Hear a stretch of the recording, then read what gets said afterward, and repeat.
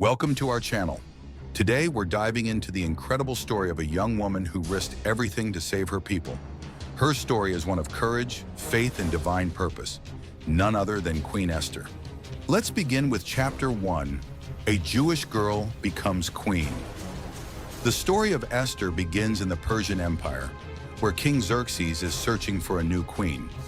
Esther, a young Jewish woman raised by her cousin Mordecai, is chosen for her beauty and grace. But Esther's rise to the throne wasn't just by chance. God had a plan for her that extended far beyond her position as queen.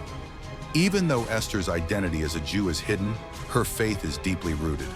For us today, this chapter reminds us that sometimes God positions us in places we may not understand at the time, but He always has a greater purpose in mind. While Esther is queen, an evil plot is brewing. Haman, one of King Xerxes' officials, becomes enraged when Mordecai, Esther's cousin, refuses to bow to him. In his anger, Haman devises a scheme to destroy all the Jews in the Persian Empire. He convinces the king to issue a decree that on a specific day, all Jews would be killed. For modern readers, this chapter highlights the dangers of pride and hatred. Haman's vendetta against Mordecai leads to a plan that threatens an entire nation. It's a sobering reminder of how unchecked anger and prejudice can lead to devastating consequences. When Mordecai learns about Haman's plot, he is filled with grief. He puts on sackcloth and ashes, a traditional sign of mourning, and urges Esther to go before the king and plead for the lives of her people. But there's a problem. No one, not even the queen, can approach the king without being summoned. The penalty for breaking this law is death, unless the king extends his golden scepter.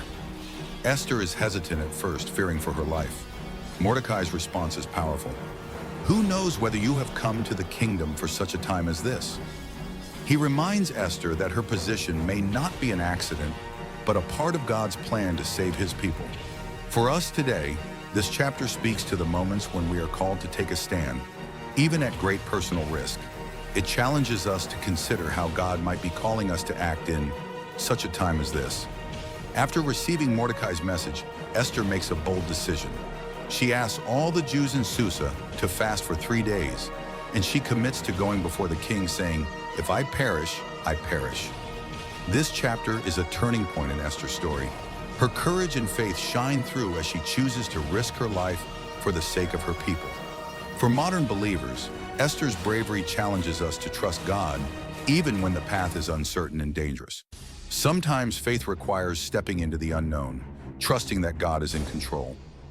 On the third day of the fast, Esther dresses in her royal robes and approaches the king's throne room. In a moment of suspense, King Xerxes sees her and extends the golden scepter, sparing her life. The king asks what she desires, and Esther, with wisdom and patience, invites the king and Haman to a banquet. This chapter shows Esther's tact and strategy. Rather than immediately revealing her request, she prepares the ground with wisdom. For modern readers, this teaches us the value of patience and discernment. Sometimes the right course of action requires careful planning and waiting for the right moment.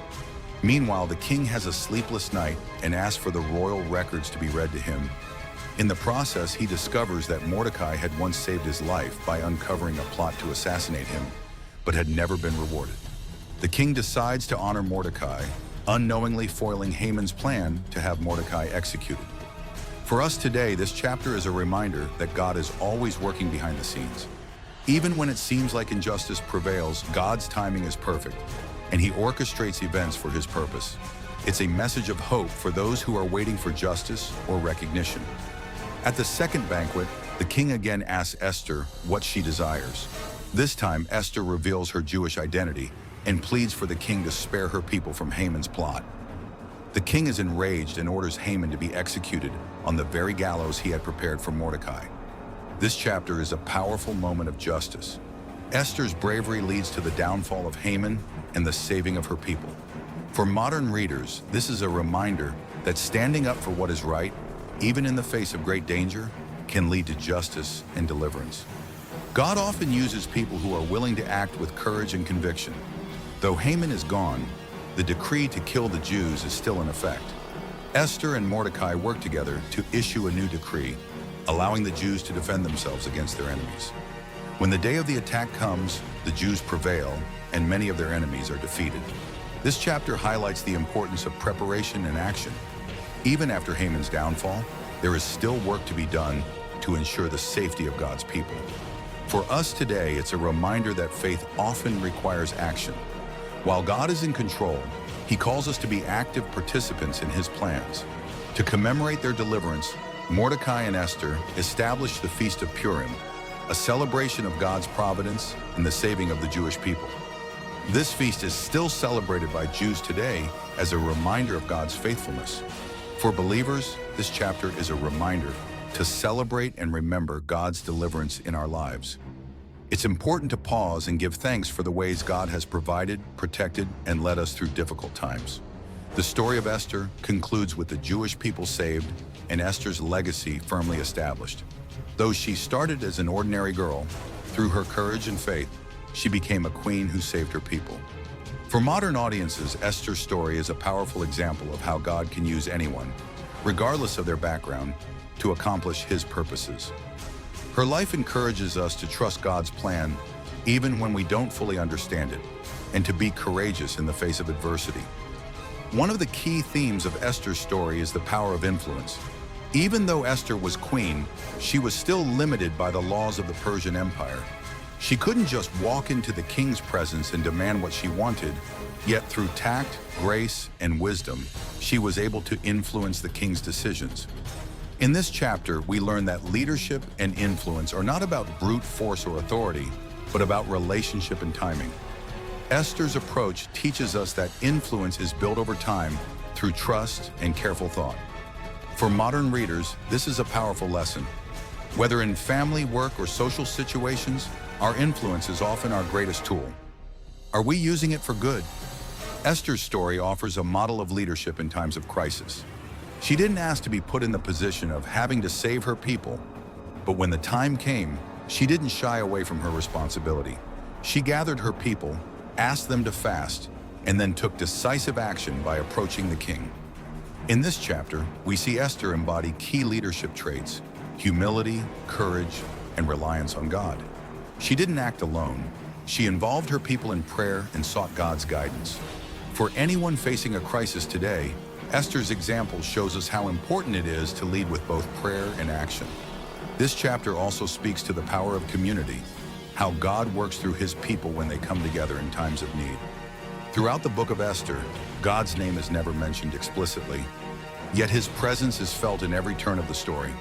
From Esther's rise to the throne, to the timing of the king's sleepless night, to Haman's downfall, we see God's hand guiding events toward the salvation of His people. This chapter explores the idea of God's providence, how He is always at work, even when we don't see it. In our lives, we often face situations where God's presence feels hidden, but Esther's story reminds us that God is always active behind the scenes. He weaves together events in ways we may never fully understand, but His purposes always prevail. Esther's story invites us to trust in God's timing and His perfect plan. As we conclude the story of Esther, it's clear that her legacy of faith and courage has endured throughout history. The Jewish people still celebrate the Feast of Purim as a reminder of Esther's bravery and God's deliverance. But Esther's legacy goes beyond her people. Her story has inspired countless individuals throughout history to stand up for what is right, even in the face of great danger. This chapter looks at the lasting impact of Esther's faith and how it continues to speak to believers today. Her story encourages us to leave our own legacy of faith and courage. It's a reminder that God can use anyone, no matter how ordinary they feel, to accomplish extraordinary things.